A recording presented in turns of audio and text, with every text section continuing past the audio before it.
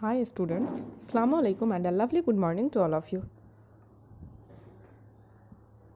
पिछले क्लास में हम बात किए थे एटम्स, मॉलिक्यूल्स एंड आयंस की। जिस एटम, मॉलिक्यूल्स और आयंस में हम दो लॉ, केमिकल रिएक्शन के दो लॉज ऑफ केमिकल कम्बिनेशन को देखे थे।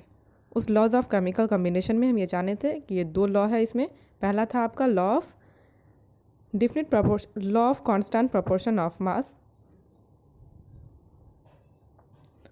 और एक था law of conservation of mass और दूसरा था लॉ ऑफ कांस्टेंट और डिफिनिट प्रपोर्शन। आज हम जानेंगे एटम को। Atom is the smallest particle of an element which may or may not have an independent existence. Atom is the smallest particle of an element which may or may not have an independent existence.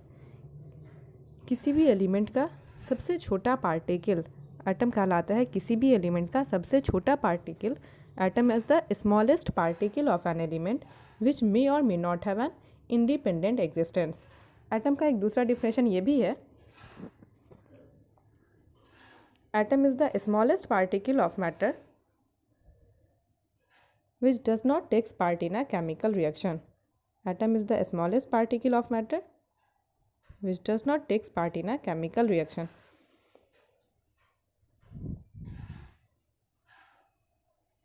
Element हम लोग is matter around us pure जब पढ़ रहे थे,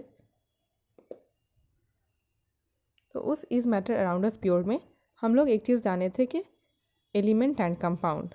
हम लोग उसमें matter को दो पार्ट में क्लासीफाई किए थे, एक था प्योर एंड इम्प्योर। उस प्योर में हम लोग एलिमेंट्स और कंपाउंड, और इम्प्योर मिक्सचर में हम लोग होमोजीनस, हेट्रोजीनस सॉल्यूशन ये सब पढ़े थे।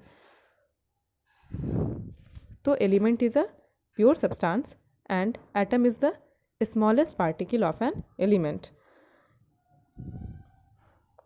बात आती है कि एटम किसी भी एलिमेंट का सबसे छोटा पार्टिकल है जो इंडिपेंडेंटली एग्जिस्ट कर भी सकता है और नहीं भी कर सकता है।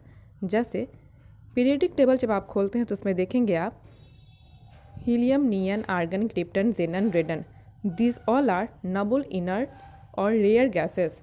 Helium, neon, argon, krypton, xenon और radon, these all are inert gas, जिसको हम लोग ज़ीरो गैस एलिमेंट भी कहते हैं, नबुल गैस भी कहते हैं, और उसको हम लोग रेयर गैस भी कहते हैं। तो ये सारा जो है वो इंडिपेंडेंटली एग्जिस्ट करता है, बट बाकी जो चीज़ें हैं, सल्फर है, हाइड्रोजन है, सोडियम है, ये सब क्या है, मे नॉट एग्जिस्टेंस इंडिपेंडेंटली। ये सारी चीज़ें इंडिपेंडेंटली एग्जिस्ट नहीं करती है। They are very small in size. Atom जो है वो साइज़ में बहुत छोटा होता है, इसीलिए उसको हम लोग नैनोमीटर में मेज़र करते हैं। एटम का साइज़ बहुत छोटा होता है, इसीलिए हम लोग उसको नैनोमीटर में मेज़र करते हैं। Their size is measured in unit nanometer, और एक नैनोमीटर 10⁻⁹ मीटर के बराबर होता है। एक नैनोमीटर 10⁻⁹ मीटर के बराबर होता है।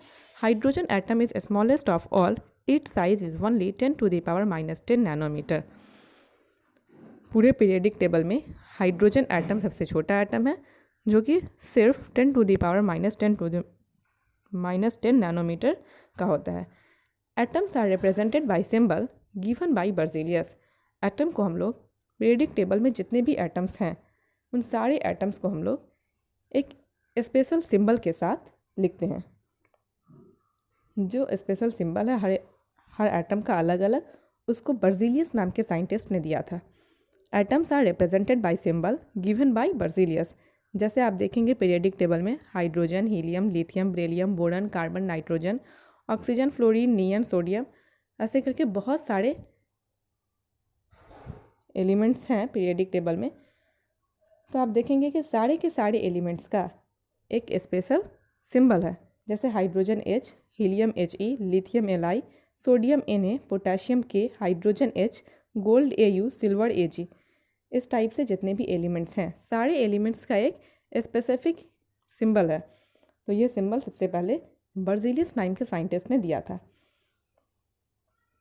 और दूसरी बात ये कि ये जो सिंबल आया है वो IUPAC सिस्टम से आया है।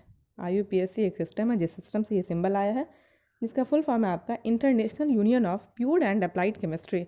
International union of pure and applied chemistry. सारे एलिमेंट्स का जो सिंबल है वो सिंबल IUPAC सिस्टम से आया है। जैसे कि आप देखिए हाइड्रोजन का जो सिंबल है H या हीलियम का He, तो सिर्फ और सिर्फ इसको हम लोग इंडिया में नहीं यूज़ करते हैं, बल्कि इंडिया के बाहर भी इसको हाइड्रोजन को H और हीलियम को H ही कहा जाता है। अगर आप इंडिया में हाइड्रोजन को H पढ़ रहे हैं तो सेम उसी तरीके से USA में रहने वाले लोग भी हाइड्रोजन को H ही पढ़ेंगे, हीलियम को H ही पढ़ेंगे, लिथियम को Li ही पढ़ेंगे। जब हम किसी भी एलिमेंट का सिंबल लिखते हैं, दूसरी बात ये कि जब हम किसी भी एलिमेंट का सिंबल लिखते हैं तो जो एलिमेंट का नाम है उसका या तो फर्स्ट लेटर या फिर फर्स्ट और सेकंड लेटर, किसी भी एलिमेंट्स का जो सिंबल है वो सिंबल या तो उस एलिमेंट का फर्स्ट लेटर है या फिर फर्स्ट और सेकंड लेटर है। जैसे लिथियम का Li, हाइड्रोजन का H, हीलियम का He इस टाइप से है, beryllium Be, boron B, carbon C, nitrogen N इस टाइप से है। तो आप देखें कि जब भी हम सिंबल लिखते हैं किसी भी एलिमेंट का, तो अगर एक लेटर का सिंबल है तो उसे कैपिटल लिखेंगे, और दो का है तो फर्स्ट कैपिटल और सेकंड उसके जस्ट साथ ज्वाइन करके स्मॉल में लिखते हैं। जब भी किसी एलिमेंट का सिंबल लिखते हैं तो अगर सिंबल एक ही लेटर का है, सिंबल फर्स्ट ही लेटर है सिर्फ उसका किसी भी एलिमेंट का, तो वो कैपिटल होगा, और अगर फर्स्ट और सेकंड दोनों है तो फर्स्ट कैपिटल सेकंड स्मॉल होगा उसी के साथ ज्वाइन करके।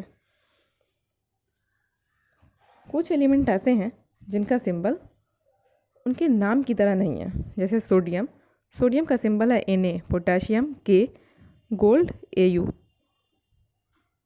इस टाइप के जितने एलिमेंट हैं जिनका सिंबल उनके नाम से रिजेंबल नहीं कर रहा, मैच नहीं कर रहा है, उनका सिंबल उनके लैटिन नाम से लिया गया है। उन सारे एलिमेंट्स का सिंबल उनके लैटिन नाम से लिया गया है। जैसे सोडियम का लैटिन नेम नेट्रियम है तो Na है, पोटेशियम का लैटिन नेम केलियम है इसलिए पोटेशियम का सिंबल K है। ठीक उसी तरीके से गोल्ड का ऑरम है Au, आयरन को हम लोग Fe लिखते हैं क्योंकि आयरन का लैटिन नेम फेरस है और उसी फेरस से उसका सिंबल Fe आया है। तो ये तो था atoms are represented by symbol.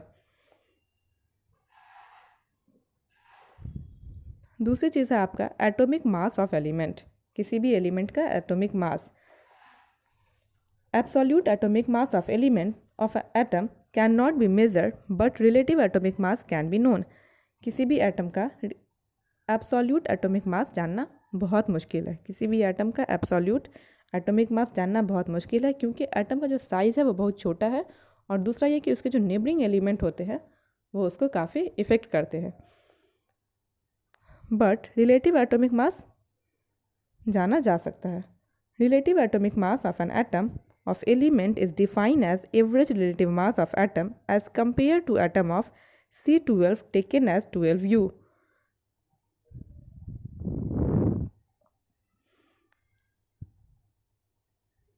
So we define atomic mass as the number of times an atom of helium element is heavier than 1/12 of carbon atom. आप इसको समझेंगे कैसे? स्टैंडर्ड एलिमेंट एटॉमिक मास को जानने के लिए क्या किया गया, सबसे पहले हाइड्रोजन एटम को लिया गया, लेकिन हाइड्रोजन एटम का मास जो है वो 1 भी है, 2 भी है, 3 भी है। इट मीन्स कि ये आइसोटोप्स वाली प्रॉपर्टी है इसमें, तो इसको कंसीडर नहीं किया गया, डिस्कार्ड कर दिया गया। दोबारा कार्बन को लाया गया, जबकि हम जानते हैं कि कार्बन भी C12 और C14 दोनों के फॉर्म में होता है, लेकिन कार्बन का C14 फॉर्म एक्टिव फॉर्म होता है, इसलिए कार्बन का C12 फॉर्म को स्टैंडर्ड फॉर्म लिया गया। और जब भी किसी भी एलिमेंट का एटॉमिक मास लिखते हैं तो उसके unit AMU atomic mass unit के साथ लिखते हैं। जैसे हम आपको ये कहें कि हीलियम जो है वो 4 AMU, हीलियम का एटॉमिक मास 4 AMU है, तो इट मीन्स ये कि it is heavier than 1/12 of carbon atom. It means वो जो स्टेटमेंट था उस स्टेटमेंट का मतलब यही हुआ कि अगर हीलियम का एटॉमिक मास 4 है तो आप उसको ऐसे कह सकते हैं, it means helium is 4 times heavier than 1/12 of carbon atom. Sodium का एटॉमिक मास 23 है, तो आप उसको ऐसे भी कह सकते हैं कि it means sodium is 23 times heavier than 1/12 of carbon atom. और रिलेटिव मास के लिए हम लोग कार्बन एटम को कंसीडर किए हैं। For relative mass we consider carbon atom.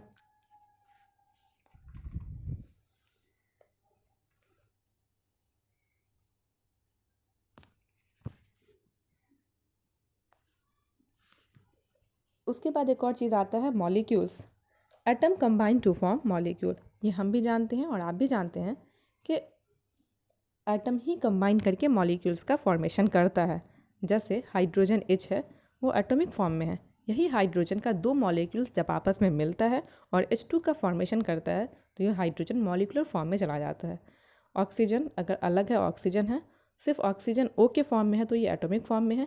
यही ऑक्सीजन जब दूसरे ऑक्सीजन एटम के साथ कंबाइन करके O2 बनाता है या तीसरे ऑक्सीजन एटम के साथ कंबाइन करके O3 बनाता है तो यही ऑक्सीजन मॉलिक्यूलर फॉर्म में चला गया है। The smallest particle of a compound which is able to exist independently called molecules. किसी भी यहाँ पे क्या था, एटम क्या था, smallest particle of an element.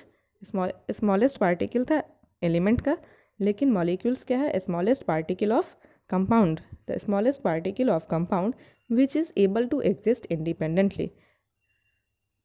Compound का स्मॉलेस्ट पार्टिकल जो इंडिपेंडेंटली एग्जिस्ट करता है, इसको हम लोग मॉलिक्यूल्स कहते हैं। या फिर आप मॉलिक्यूल का दूसरा डिफिनेशन देखिए, it is the smallest particle which takes part in chemical reaction. It is the smallest particle of matter which takes part in chemical reaction, जो कि केमिकल रिएक्शन में हिस्सा लेता है। आप देखेंगे जब भी केमिकल रिएक्शन होगा, जहाँ कहीं भी आप केमिकल रिएक्शन कराएंगे तो एलिमेंट कोई भी हो, कंपाउंड कोई भी हो, वो मॉलिक्यूलर फॉर्म में आकर के कंबाइन कर रिएक्शन करता है।